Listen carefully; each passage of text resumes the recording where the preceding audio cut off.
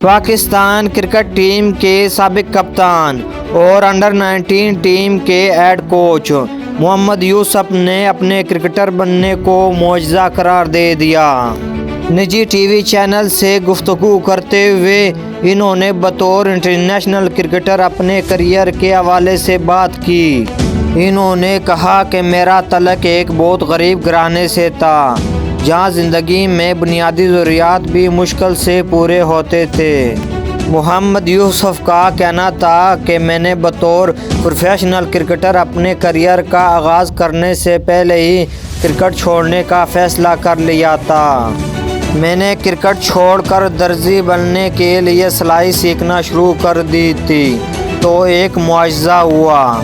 سابق کپتان نے بتایا کہ مجھے ایک مقامی لیگ میں ایک میچ کھیلنے کو کہا گیا اور میں نے اس میچ میں ایک سنچری بنا لی، جس کے بعد مجھے انگلینڈ میں ایک لیگ کھیلنے کا موقع ملا۔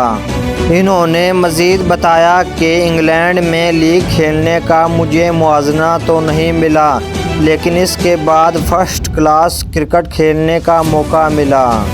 اس کے بعد پھر میں قومی کرکٹ ٹیم میں شامل ہو گیا۔